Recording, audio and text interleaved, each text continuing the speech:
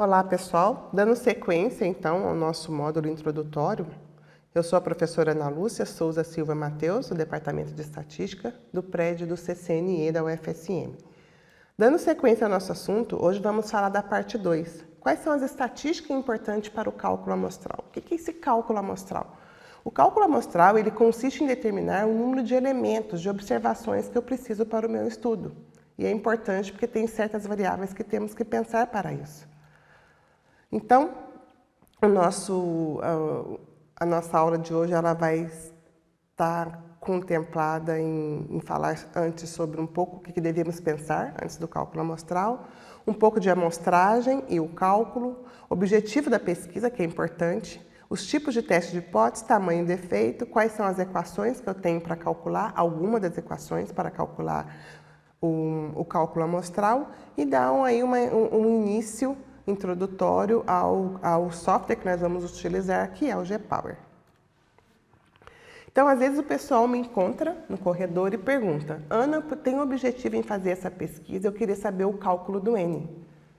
Não é assim, pessoal. Isso aqui é um momento importante. A gente tem que ver não só o objetivo da pesquisa, se ele quer determinar a média, ou uma proporção, ou uma correlação, ou um teste T. A primeira coisa que eu preciso de saber é de várias variáveis aqui junto. Primeiro, qual que é o objetivo da pesquisa? Qual que é a variável que ele está estudando? É uma variável quantitativa, qualitativa? Qual que é a variabilidade da população? Aqui eu falo da variância. Essa variância é grande na população? Essa variância é pequena? Que tipo de análise eu vou fazer? É um teste T pareado? É um teste T para amostra independente? É uma ANOVA de um caminho, é uma ANOVA de dois caminhos? Então, isso tudo está no planejamento do meu experimento, do meu estudo, tá? Qual o grau de confiança? Quando eu falo em grau de confiança, eu estou relacionando ao nível de significância, ao meu alfa, né, atribuído pelo pesquisador. Se eu tenho um nível de significância de 5%, então eu tenho uma confiança de 95%, que é o complemento. Um erro de 1%, um grau de confiança de 99%. Tá? Poder do teste. O poder do teste é a chance que você tem de acertar, de realmente você ter efeitos, tá? de realmente você ter um efeito, por exemplo, considerando o exemplo lá das nossas rações que eu tinha falado na aula anterior. Realmente existia um efeito entre as rações e eu detectei ele. Esse é o poder do teste. É a probabilidade que nós temos, então, de tomarmos a decisão correta. Diferença a ser detectada. A diferença é o tamanho do efeito. Eu tenho duas populações, vamos supor, um com uma ração controle e outra com uma ração experimental. Eu deveria saber já quais são as características. É fácil de identificar a diferença entre essas duas populações? É difícil? Eu preciso de uma diferença grande ou de uma diferença pequena? Isso aí geralmente já tem estudos na literatura ou então o próprio pesquisador pode montar uma amostra piloto e a partir daí determinar esse valor. Amostragem e cálculo amostral. Então, é importante a gente saber o tipo de amostragem que foi. Ela é probabilística, ela é não probabilística, tá? Sendo probabilística, nós temos essas aqui de vermelho, né? E não probabilísticas, temos essas outras. Lembramos que podemos ter mais nos dois grupos, tá? Lembrando que uma amostragem probabilística é quando todos os elementos têm chance de pertencer à amostra. E uma amostragem não probabilística é quando eu escolho deliberadamente alguns elementos para compor a minha amostra. Depois que eu faço essa amostragem, eu vou selecionar a variável que eu estou estudando. Ela pode ser qualitativa, quando está relacionada a atributos, a algum nome, ou ela pode ser também quantitativa, quando está relacionada a números. No caso de qualitativa, ela pode ser nominal, tá? Ou ordinal. Quando é nominal, é quando ela não tem uma ordem natural. Por exemplo, tipo de ração. Ração A, B, C, D, E. Ou então ração controle, ração com enzima e ração com bagaço de laranja. Cor da pelagem. Marrom, branca, preta, não existe uma ordem natural, mas são atributos, né? Ordinal já é quando eu tenho uma ordem natural dessa variável qualitativa. Por exemplo, o porte do suíno, pequeno, médio, grande. Quantitativa já é quando estou relacionando a números, tá? Por exemplo, ela pode ser discreta, quando ela assume apenas alguns valores nos reais, por exemplo, o número de irmãos. né? Ele pode ter 0, 1, 2, 3, etc. Já a quantitativa contínua é quando esse valor, ele pode assumir qualquer valor no número reais. Por exemplo, peso, 5 quilos, 3, 7,4. Tá? Consumo diário de ração também é uma variável quantitativa contínua, geralmente vem de medições. Tá? Então, é importante saber o tipo de variável para a gente saber qual vai ser o cálculo, o teste e assim por diante a análise. O objetivo da pesquisa. No nosso primeiro quadrinho aqui, nós temos um teste para média, né? A hipótese nula, que eu posso ter que a média é igual a mi, né? Que é uma letra grega que a gente costuma utilizar na estatística. Então, a média pode ser igual a mi0, que seria uma constante qualquer. Vamos dizer que eu assumo que, como a ração comercial, eu tenho que o ganho médio do meu peso suíno é de 0,85 kg por dia. Posso querer testar diferenças de média. Será que a média da ração comercial ela é menor ou maior em relação à ração experimental? Ou então posso ter vários tipos de rações onde eu quero comparar todas essas médias, né? Mesma coisa eu posso pensar para a proporção. Eu posso ter a proporção igual a um valor, como eu posso ter diferenças proporções, como para correlação também eu posso testar se a correlação é igual a um valor, uma constante, ou posso testar também diferentes tipos de correlação, como a gente vai ver os exemplos que nós vamos trabalhar na aula 3. Teste de hipóteses. Isso aqui é muito importante a gente saber, porque isso aqui vai determinar o tamanho da amostra também. A gente vai ver lá no GPower que nós vamos precisar determinar se esse teste vai ser bilateral, ou então ele vai ser unilateral. O que seria um teste bilateral? Então, eu tenho hipótese H0, que seria a minha hipótese nula.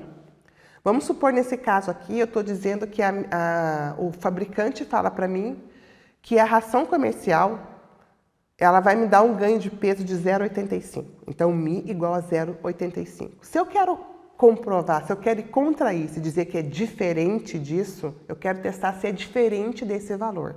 Se é diferente, eu tenho um teste bilateral.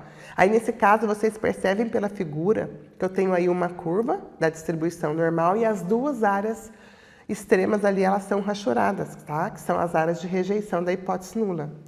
Ou então, eu posso dizer que essa ração trabalha com 0,85, só que eu posso coletar uma amostra e aí poder dizer que não, eu achei um valor menor. Realmente essa média não é 0,85, pode ser 0,8. Aí eu tenho um teste unilateral à esquerda, onde eu rachuro aqui a área esquerda da curva, onde eu tenho a figura aqui do lado esquerdo, aqui no canto superior. Ou então, a ração, eu testo de que a média dessa ração é de 0,85 contra uma amostra que eu coletei e percebo que essa média é maior que 0,85. Então, aí eu posso fazer um teste unilateral à direita e rachuro, se vocês observar aqui na figura esquerda no inferior, eu rachuro a área esquerda da curva, tá? Dizendo aí que é superior a 0,85. Então, eu tenho os 3 tipos de situação que vai ser importante para o cálculo da amostra. Quais são os erros que eu tenho associado a esse teste de hipótese? Então, eu tenho aqui 2 situações que eu tenho que considerar. Primeira, a minha hipótese, ela é verdadeira. Eu não sei, mas ela é verdadeira. Eu estou afirmando, eu trabalho com ela como sendo verdadeira. Se eu aceito essa hipótese, né, se eu não rejeito essa hipótese de que ela é verdadeira, eu tenho a decisão correta. Então, eu tenho 1 menos alfa, que é o meu nível de confiança que eu já falei anteriormente. Agora, se ela for verdadeira e eu rejeitei, aí eu tenho alfa, né, que é o erro tipo 1, que é quando eu rejeito uma hipótese, só que ela era verdadeira. Então, eu cometi esse erro. Geralmente, os alfas mais comuns na literatura é de 1% e 5%, né? Mas dependendo da área, a gente pode trabalhar até com 10%. Agora, eu tenho a situação de que a minha hipótese é falsa. E eu vou e não rejeito ela. Então, se ela é falsa e eu aceito ela, eu tenho um erro tipo 2, que é o beta. Tá? E ela pode ser falsa e eu rejeitei, que seria a melhor decisão possível, que é o poder do teste. né? Que é a minha decisão super certa, ela era falsa e eu rejeitei. Geralmente adotado na literatura com 80%. Então, geralmente o erro tipo 1, que é quando eu rejeito a hipótese nula e ela é verdadeira, ou seja, o resultado é significante, só que na verdade não é. Então, nesse caso aí, eu tenho um falso positivo. Ou então, o erro tipo 2, que o meu resultado ele não é significante, né? Quer dizer, eu não rejeitei, eu aceitei, então ele é não significante, só que na verdade ele era. E aí eu tenho, nesse caso, um falso negativo. Eles não são complementares, tá? Alfa e beta. Pelo contrário, são bem distintos. Vai depender da situação para eu dizer qual que peca mais. Geralmente o pessoal adora adotar aí o alfa de 5%. Realmente é um dos mais utilizados na literatura. Só que a gente tem que pensar na situação. Vamos imaginar em termos legislativos, tá? O réu é inocente. Eu vou e condeno ele. Esse é o erro tipo 1. Ele era inocente e eu fui e condenei ele. Ou então ele pode ser culpado e eu deixei ele solto, que seria no caso do erro tipo 2. É muito mais grave eu condenar o inocente do que eu deixar um culpado solto. Então a gente tem que pensar muito bem na situação que estamos para poder ponderar entre trabalhar com o erro tipo 1 e o tipo 2. O que é o p-valor? Né? P-valor porque vem do inglês, né? Do p-value. Então isso aqui também é um termo importante que a gente vai precisar para calcular a nossa amostra. Ele é a probabilidade de observar valores tão próximos quanto mais extremo quanto o valor obtido lá na amostra, que corresponde a essa área aqui rachurada em azul, bem no extremo da curva.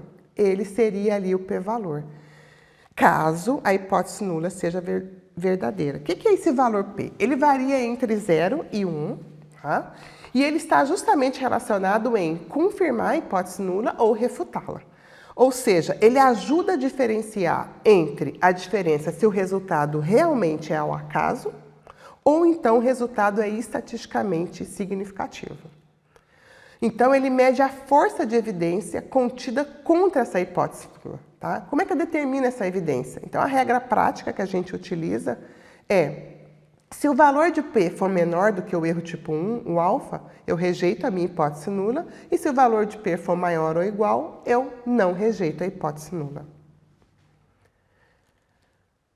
Aqui tem uma representação dos tipos de erro tipo 1 e tipo 2. Essa saída aqui é a saída do G-Power. Ele é um software interessante, que eu vou falar daqui a pouco, que ele tem uma interface gráfica também, bem colaborativa, onde a gente pode estar ali calculando o N e obtendo também a foto ali, a representação gráfica, né, dos dois tipos de erro, do erro tipo 1 e tipo 2. Então, eu tenho aqui duas distribuições, olha, uma vermelha e uma azul no desenho. A distribuição vermelha é a distribuição da hipótese nula que eu tenho. Então, eu tenho a região ali de rejeição, onde eu tenho o alfa dividido por 2, e 1 menos alfa ali, que seria meu nível de confiança.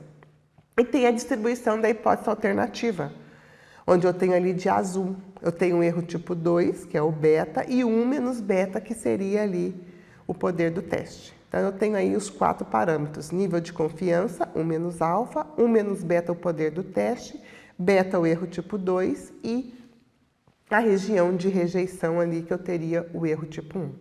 O que a gente quer é que a área do poder ela seja grande, né?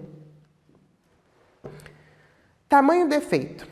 Dentre todas as variáveis que eu falei, nível de significância, poder de teste, isso tudo, pessoal, é importante. A gente vê que nasceu, o pessoal preocupa muito em colocar esses dois parâmetros, alfa e poder do teste. Mas o mais importante é o tamanho do efeito. É o tamanho da característica que eu quero determinar entre as minhas duas distribuições, essa vermelhinha e essa azul. Geralmente, a pessoa não sabe o tamanho do efeito, né? Então, o ideal é que se veja pela literatura, né, por estudos anteriores, aí no caso ela consegue recorrer, ou então se ela não tem esse estudo, ela pode fazer um estudo piloto para determinar esse tamanho de efeito, tá? Ou algum critério do pesquisador. No caso do G-Power, lá tem uma sugestão que seria o tamanho de efeito, o D de Cohen, tá? Proposto por ele por 1988. Então, para poder estimar ali a média, ou diferenças de média, ele sugere esses valores de tamanho de efeito, 0,2, 0,5 e 0,8, tá? Geralmente ele sugere um valor pequeno, um médio e um máximo. Tá? Abaixo aqui nós temos para comparação de várias médias, né? No caso da ANOVA, ele sugere esses tamanhos de efeito, 0,1, 0,25 e 0,4.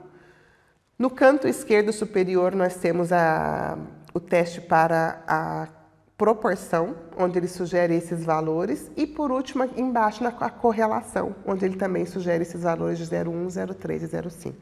Tá? Essas são sugestões de Corey, né? Mas existem outras, como o teste de Glasgow, o teste de AIDS, dentre outros autores. Eu estou falando do D de Corey porque é o que a gente vai utilizar no G-Power. Então, essas são algumas eu trouxe aqui das amostras que a gente utiliza para calcular o tamanho da amostra. Tá? No caso aqui do primeiro, vamos pegar um caso bem simples para vocês terem uma noção de tudo que eu disse. Vamos calcular aí o tamanho de uma média, eu quero fazer um teste de média, e aí eu tenho que a variância é conhecida. Então, o meu N, que é dado na coluna no meio desse quadro, é justamente a fórmula que eu preciso para calcular esse N.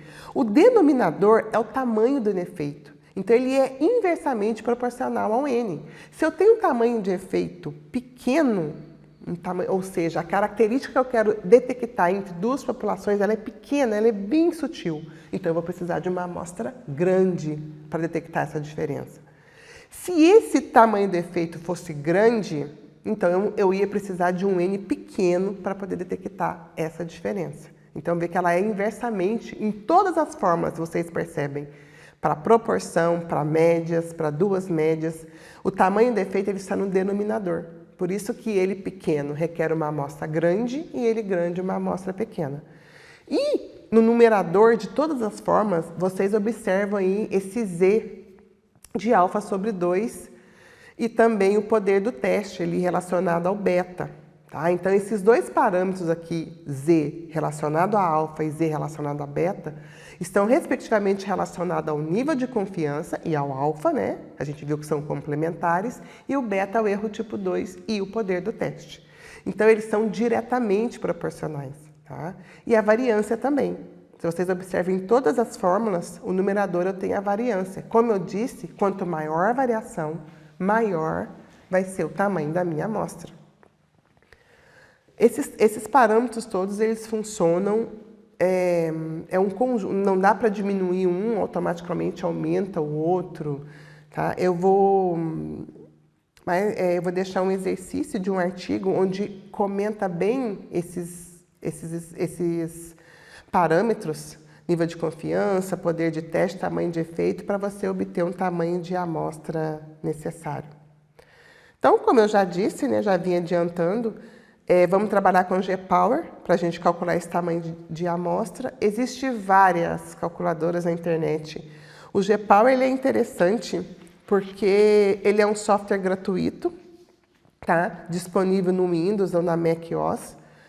Ele tem uma interface gráfica bem simples e prática e tem amplas análises. Vários tipos de testes estão ali no G-Power. Então, isso aí é o que facilita muito. Eu acho que é por isso que ele é tão utilizado.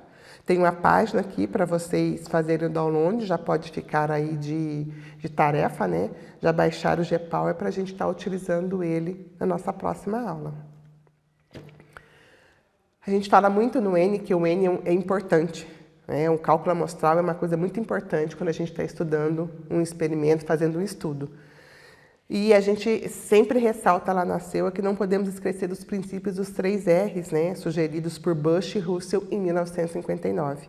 Maiores informações sobre esses estudos estão nesse artigo, que está aqui o link para vocês darem uma olhada. Então, os autores recomendam muito pensando aí na parte do refinamento, tá? O que é o refinamento? É melhorar os procedimentos relacionados ao experimento, tentar conduzir menos dor, menos estresse, menos sofrimento aos animais. Tá? A redução, pensando sempre em minimizar o número de animais possíveis.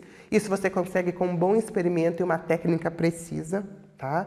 Se de preferência der para utilizar resultados anteriores, melhor. Mas se não, temos a técnica para isso. Tá? E também a substituição, no intuito de substituir já esses animais por algum outro método alternativo. Tá? Essas são as principais referências que eu utilizei para estar preparando esse material. E vou deixar o material lá no Moodle para vocês para poder a gente estar fazendo aí um exercício. E também não esquecem de baixar o software.